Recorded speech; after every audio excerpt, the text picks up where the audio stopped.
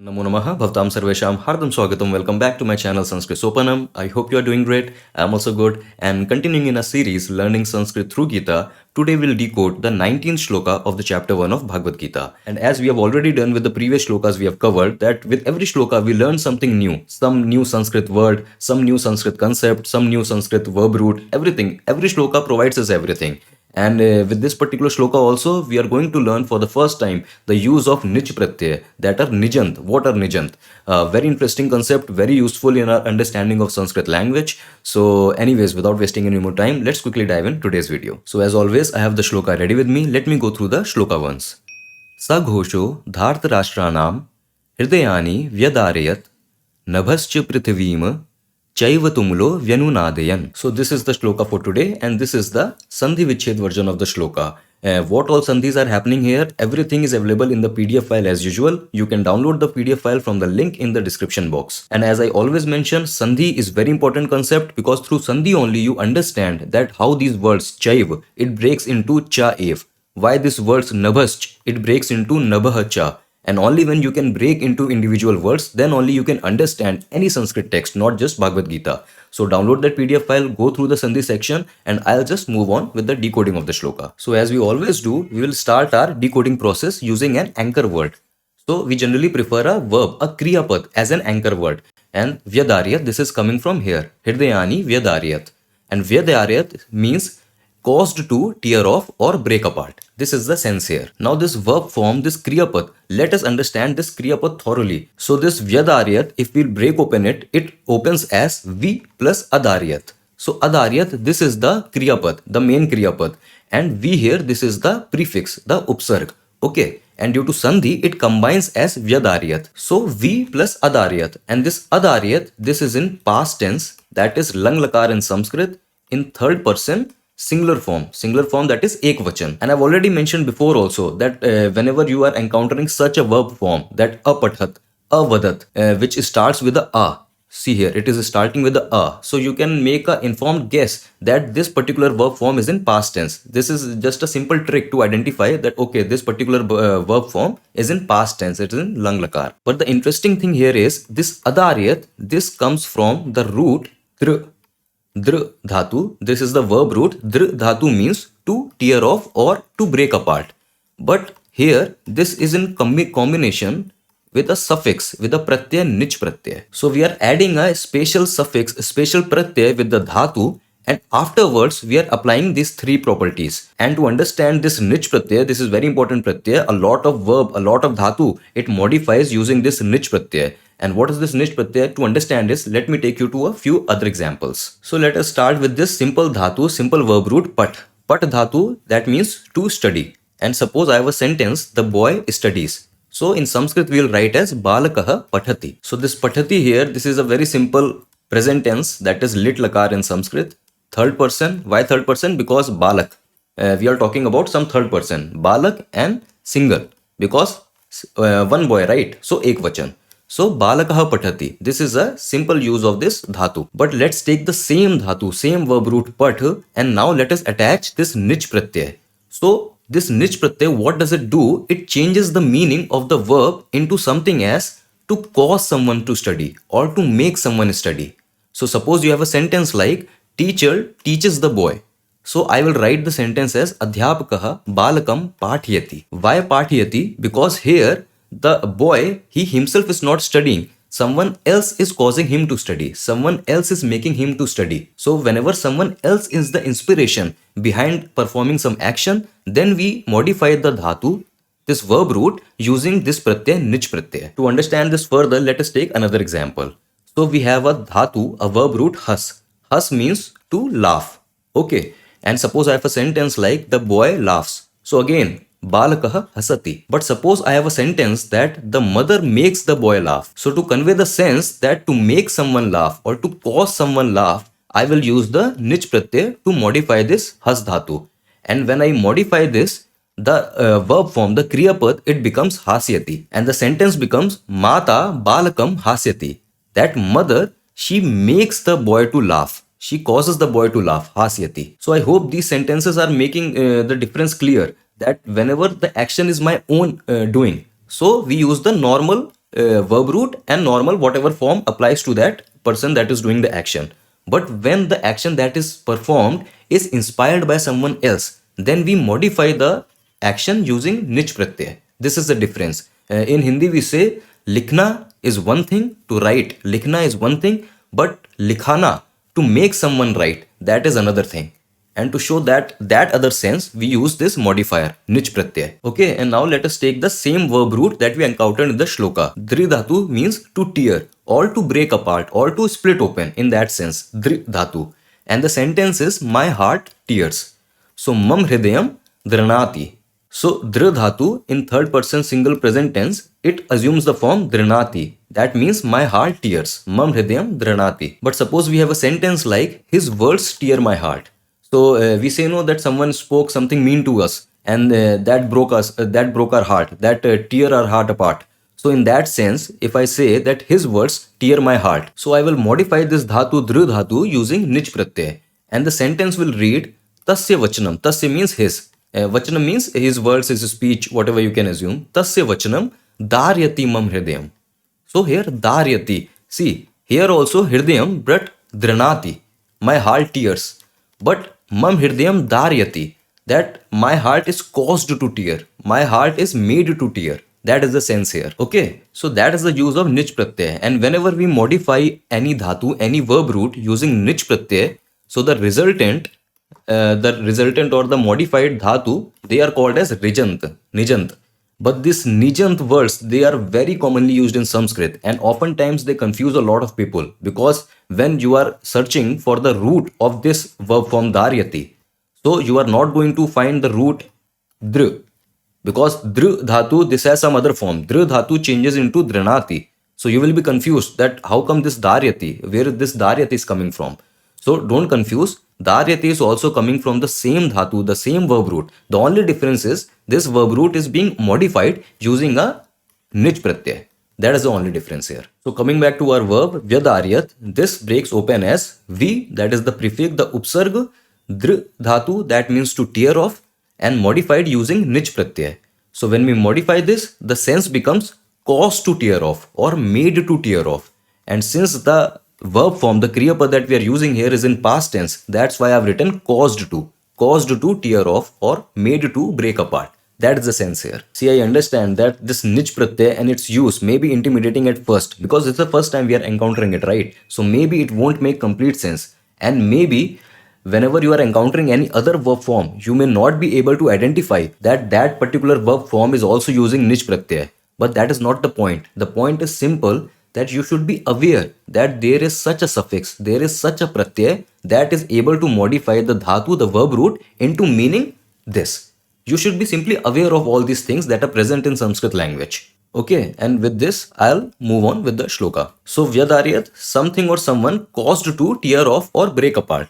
And the question is, kaha what? Like what or who caused something to break apart or tear off? And the answer is sa ghoshah vyadaryat. So this word ghosh, this simply means sound or noise. This word ghosh, and this is here is in first word case form. And sah, this we already know, this is a pronoun that. And since ghosha, this is a masculine gender word, a pulling word, so we are going to use the pulling form of tad also. So in pulling form, first case, this becomes saha ghosha, that sound. That is the sense here. Similar to as we say saha balakaha, that boy. So this is the pronoun, this is the main noun. Saha ghosha vyadaryat. That sound, it caused to tear off or break apart. That is the sense up till here. And let us move on. So kidrishaha, what like? That sound which caused something to tear off or break apart, how was that sound? What was it like? And the answer is tumulaha. Sa tumulaha ghoshaha.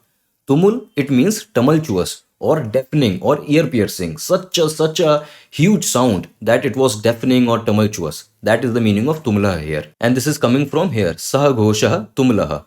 So see, we already know this point, that Sanskrit being a free word order language, the adjective, it need not be along with the noun. This we have to identify using the word case. Since ghosh here, this is in first word case form, as tumul also is in first word case form. So tumul changes into tumulaha. Saha tumulaha ghosha, that tumultuous sound, it caused to tear off or break apart. That is the sense up till here. So moving forward, we have the first question, Kani. Kani, what? Like what? What is the object here? Like it caused to tear off. What? What teared off? And the answer is Hridayani. Now Hridayani, it comes from the base word, the Pratipadik Hriday. Hriday means heart. And Hriday in Sanskrit, this is a Napunsak ling word. This is a neuter gender word. And in second case, plural, because we are talking about multiple hearts. Plural bahuvachan. So in second case, plural form, this changes into Hridayani. So just as phala, another neuter gender noun, it changes into phalam, phale, phalani, same. Hridayam, hridaye, hridayani. That is the sense here. Why second case? Because again, this is the object, this is the karm of the verb. So we have the verb here, we have the action here, right? And who is doing the action? So this, ghosha. This is the karta, the sound, it is doing the action. And on what, on whom the action is being done? The karm, the object. So hirdaya here is the karm object, and that's why it is in second case, plural, because multiple hearts. So saha tumulaha ghoshaha, that tumultuous sound, that deafening sound, vyadaryat, it caused to break apart, it caused to tear off. What? Hridayani, hearts. That is the sense up till here, and we'll move on to the follow-up question. And obviously the question is Kesham, whose? So it caused the hearts to tear off. Whose hearts? That is the question here, Kesham. And the answer is Dhartarashtranam. Dhartarashtranam. Let us understand this word. So Dhartarashtranam, this comes from the root word, the base word, the Pratipadik, Dhartarasht. And Dhartarasht, this is a apatyavachak noun. So apatyavachak noun is which are derived from some other noun. So whenever we want to show the lineage, the descendants of something, so the descendants of Pandu, they are called Pandava. The descendants of Kuru, they are called Kaurava. And we saw in the previous shlokas also that the sons of Draupadi, they are referred as Draupadeyah. Abhimanyu, who was the son of Subhadra, he was referred as Saubhadrah. So all these words, these are apatyavachak noun. And same is Dhartarashtra. Dhartarashtra simply meaning descendant of Dhritarashtra. Who was Dhritarashtra? Dhritarashtra was the king of Kuru clan. So Dhartarashtra simply referring to Kaurava people. And since I want to say the hearts of Kaurava people, that's why I'm using the sixth case. And lot of people, right? Full Kaurava army. He's referring to all the warriors present in the Kaurava army. Everyone who is in the Kaurava side. So plural, bahuvachan. So sixth case, plural form. Why sixth case? Because whenever we want to show the possession of him, of her. So whenever we want to convey this, we use the sixth word case. Okay. So sa tumulaha ghoshaha, that tumultuous sound, vyadaryat, it caused to tear off, to break apart. What? Hridayani, hearts. Hearts of whom?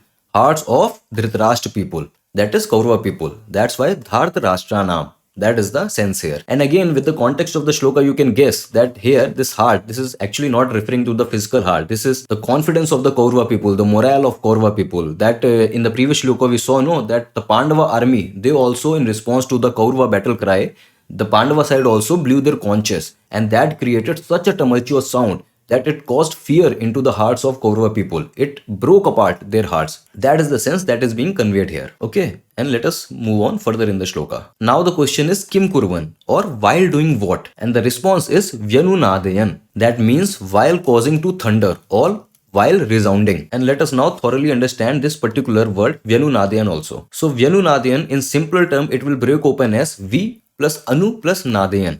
And both of these are prefixes or upsarg. You can have multiple prefix or upsarg in order to enhance the meaning of the verb. So some sandhi happens between V plus Anu that changes into Vyanu. And then this Vyanu, it combines further with Nadayan and the entire word becomes Vyanu Nadayan. Now prefixes we already know. A prefix, they enhance the meaning as per the contextual use of the verb. But the important part here is Nadayan. Let us understand how this word Nadayan is coming. So we have already seen the use of this particular verb root dhatu in the, I think, 12th shloka. Vinadya Uchchahi. So the same dhatu here, Nad dhatu, that means to thunder or to roar. And here again we are modifying this dhatu using nich pratyay. Okay, so Nad dhatu modified using nich pratyay, the sense is to cause to thunder or to made to thunder. That is the sense here. And then we are using another pratyay, Shatra pratyay. And this Shatra pratyay also we have seen in the 12th shloka only. Sanjanayan Harsham. If you remember this line, Sanjanayan Harsham. So whenever two actions are happening and one action is happening while doing another action. So in order to represent this while doing something, we use Shatra Pratyaya, Shatra suffix. So in the 12th shloka also, Tasya Sanjanayan Harsham. Harsham meant morale. So while boosting the morale, so Sanjanayan, that's why we use the Shatra Pratyaya with the dhatu Jan there. Jan dhatu means to create or to arise. And same thing you see here also, that while causing to thunder, while resounding. So I want to convey this while, that's why I'm using Shatra Pratyay with our dhatu. So Nadayan, and again, if we'll combine our two prefixes, two upsarg here, V plus Anu plus Nadayan, so entire word becomes Vyanu Nadayan. And what does it means? That sound, that tumultuous sound, that sound while causing to thunder, while resounding, what resounding we'll see in the further video, while causing to thunder, it caused the hearts of Kaurava people to break apart, to tear off. That is the sense up till here. Okay, and we'll move on. And a very obvious question, what? What did it cause to thunder? And the answer is Nabha. So this Nabha, this may look like that this is in first word case. So we have Ram, it changes into Ramaha. So it may look like that this is in first word case, but since in the context of the shloka you already know that this is acting like an object, the karma, that this sound, it is causing skies to resound, it is causing the skies to thunder. So the nabha here, this is in second word case. But you can ask that in second word case, shouldn't nabh it change into nabham, just as Ram, it changes into Ramam. But the base word, the pratipadik for this word is nabhas. Nabhas is the pratipadik. This is a sakarant word. This is not similar to Ram. Ram, this is an akarant pulling word. And nabhas, this is a sakarant. This is ending with a sa. This is a sakarant neuter gender word. This is a napunsaklinger word. And in second case, this nabhas, this changes into nabha. So you may already know this word manaha. This mana also comes from the base word manas. Similarly, nabh, this also comes from the base word nabhas. Okay. And if we'll move forward, we have another word also. That's why I'm asking punaschikam. And what else? And prithvim. So this for a lot of you may be easy to identify. This comes from the base word prithvi. This means earth. And prithvi in second case, this will change into prithvim. Just as nadi, a similar kind of word. This is also an ikarant word because it is ending with a dirgha e. So both are ikarant feminine gender word, striling word. So both have same kind of forms. So just as nadi, it will change into nadim in second word case. Similarly, prithvi, it is changing here as prithvim. And so the sense becomes that tumultuous sound Vyanunadayan, while causing Nabha Prithvim Cha Ev. So Cha you already know, Cha means and. So sky and earth, Ev simply indeed. That sky and earth indeed, both of them, to thunder. This is the entire sense here. Okay, and having done all this, let's move to the Anvay, the rearrangement and the translation. So the rearrangement goes something like Saha Tumulaha Ghoshaha, that tumultuous sound, that ear-piercing, deafening, such a huge loud sound, Vyanunadayan, while resounding, while thundering, thundering what? Nabha Prithvim Cha, the sky and the earth. Dhartarashtra Naam Hridayani, Dhartarashtra Naam of Kaurava people and Hridayani. So the hearts of Kaurava people, Vyadaryat, it caused to tear off. It caused the hearts of Kaurava people to break apart. So if you think poetically, such a beautiful verse, such a beautiful line, that in just two lines, he has shown the intensity of the sound that was generated when the Pandava armies, they joined together and they blew their conches in response to the Kaurava war cry. So such was the intensity of the sound that it resonated the skies above, the earth, and then it teared off, it break open the hearts of Kaurava people, that it shattered the morale of Kaurava people. Such a beautiful poetic line. So yeah, that was it. And I agree that it is a bit tricky, bit difficult shloka. Because it has a lot of things. For the first time, we are introduced to the use of nich pratyay, nich suffix, and then we also have shatra pratyay that is working. So the verb forms, the kriya pad, they are a bit tricky in the shloka, but I hope that I simplified them, I break them open into their individual constituents, and I hope that you are at least aware of what all is happening with the verb root, how that verb root is changing its meaning, how it is being modified. So I hope that much I made it clear through this video. And everything I've covered in the video, it is also available in the PDF file. So do download that PDF file, go through that Sandhi section and go through the individual meaning of these words. So if I missed out anything in the video and if you need a second reading to understand in your own terms, so you can do through that PDF file. But with this, we have covered 19 shlokas of the chapter 1 of Bhagavad Gita. And these 19 shlokas, as you have also seen, that they were more focused on setting up the stage of Bhagavad Gita, of what is about to happen. So these shlokas are like an introduction of the backdrop of Mahabharata, a few introduction of key characters of Pandava side, key characters of Kaurava side, what were their mental status, what did they do Kaurava side, what did Pandavas do in response, and what is about to happen that we'll see in the next shlokas onwards. That is the actual crux of Bhagavad Gita. That a dialogue between Arjuna and Krishna, where Arjuna is in a lot of a mental turmoil. He is having second thoughts about this entire war and his role in the war. So he raises all these questions to Shri Krishna, and Shri Krishna answers back to him, replies to him. And that forms the main part of Bhagavad Gita. The questions itself are very profound. Only a profound question will attract a profound answer. So a good question demands a good answer. So the questions asked by Arjuna, they are very profound, and Shri Krishna, obviously he gives like such a great wisdom, that is the Bhagavad Gita. So the introduction is done. From the next shloka, we are diving deeper into Bhagavad Gita. But I'm not here to comment or teach the profoundness of Bhagavad Gita. I am not at all qualified to do that. But I'm here to help learn Sanskrit through Bhagavad Gita. Both of us, we can learn Sanskrit through this actual Sanskrit text. That is our main aim here. So anyways, with all said and done, I'll see you in the next video, in the next shloka. Until then, stay awesome, stay happy, and keep learning. Vayam puna milamaha. Dhanyavad.